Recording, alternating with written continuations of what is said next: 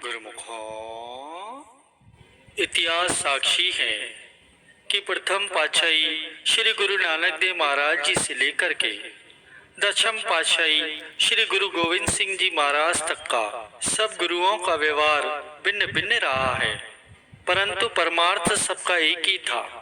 उदाहरण के लिए प्रथम पातशाही श्री गुरु नानक देव महाराज जी जब एक गांव में पधारे तो वहां के लोगों ने उन्हें कुराही कहा और कोई सम्मान नहीं किया, उल्टा उनकी हंसी उड़ाते थे।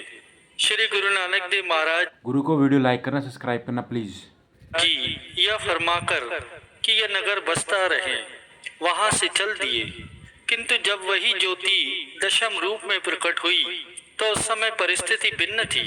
दशम पातशाही श्री गुरु गोविंद सिंह जी महाराज जी ने तलवार उठाई और युद्ध किया, परंतु उन्होंने जो कुछ भी किया परमार्थ को दृष्टिगत रखकर ही किया। महापुरुषों की समस्त कार्रवाई परमार्थ के लिए ही हुआ करती है। यद्यपि कई लोग महापुरुषों के व्यवहार को देखकर अज्ञानता के कारण अनेकों प्रकार की आपत्तियां भी उठाते हैं, परंतु महापुरुष फिर भी उनका भला ही सोचते हैं। श्री रामचरितमानस में ये कथन भी आता है, उमा संत कई ये बड़ाई, मंद करत जो करई भलाई।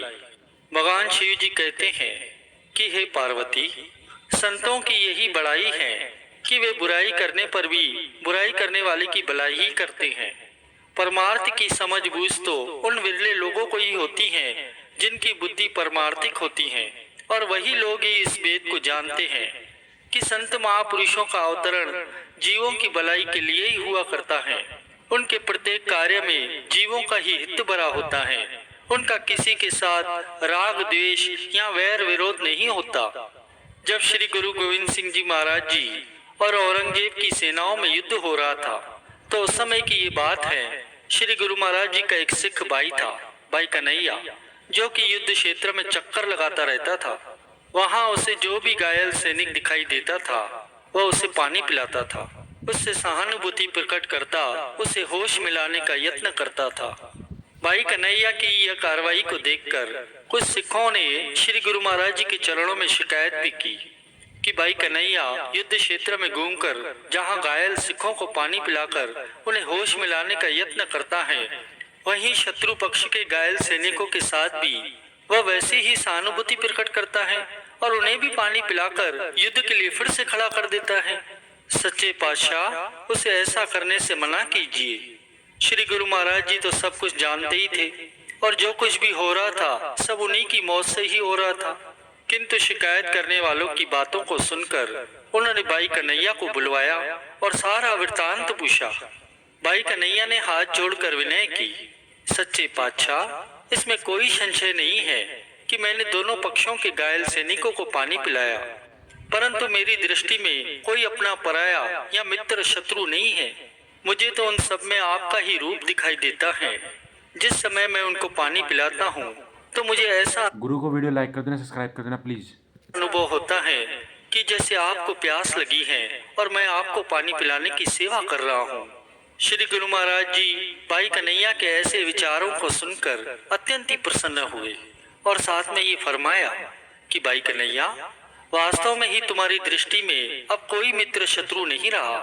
परमार्थ की दृष्टि से तुम अति उच्च स्थिति प्राप्त कर चुके हो। हमारी आज्ञा है, पहले तो तुम घायल सैनिकों को केवल पानी ही पिलाया करते थे, परंतु अब पानी पिलाने के साथ साथ मरहम पट्टी भी किया करो और कुछ खाने को भी दिया करो। इतना फरमाकर श्री गुरु महाराज जी ने उसे मरहम पट्टी और खाने आदि का सामान भी दिलवा दिया। गुरुमुखों, महापुरुषों को यदि कोई देखना चाहे तो गुरुमुखों की दृष्टि से देखें। जो इंसान जिस प्रकार का विश्वास रखता है उसको वैसा ही फल प्राप्त होता है। गोस्वामी तुलसीदास जी अपनी वाणी में कथन करते हैं कि जिनके रही भावना जैसी, प्रभु मूर्ति तिन देखी जैसी। ये सब साकार भगवान की ही महिमा है।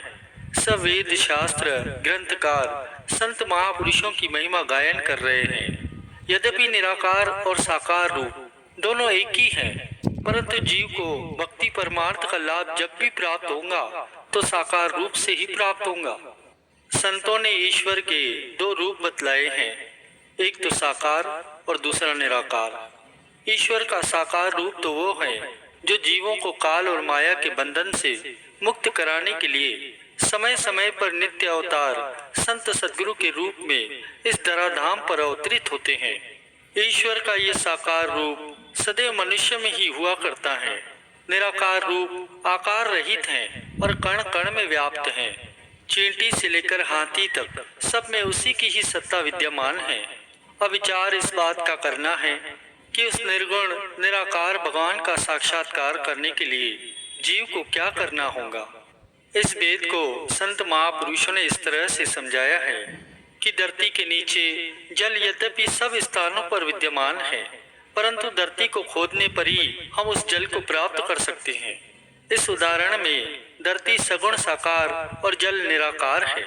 निराकार रूपी जल को प्राप्त करने के लिए पहले साकार रूप धरती को प्राप्त करना होगा, तब उसमें खुदाई करने से जल को प्राप्त कर सकेंगे।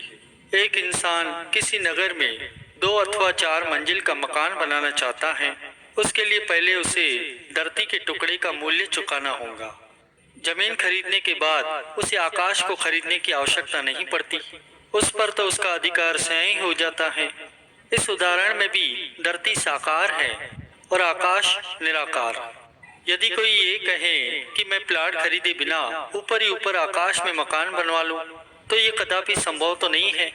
हाँ, ऐसा हो सकता है कि धरती खरीदने के बाद वह मकान को जितना ऊंचा बनाना चाहे वो बना सकता है। इससे ये स्पष्ट है कि निराकार को प्राप्त करने के लिए सबसे पहले सगुण साकार को अपना बनाना पड़ता है। सगुण साकार को प्राप्त कर लेने पर निर्गुण निराकार को पाने के लिए मनुष्य को फिर अलग से मेहनत नहीं करनी पड़ती। भगवान श्री रामचंद्र जी ने स्वयं सगुण साकार संत रूप की महिमा गायन की है। वे फरमाते हैं कि सांत्व सममोही मैं जग देखा, मोते संत अधिक करी लेखा। माता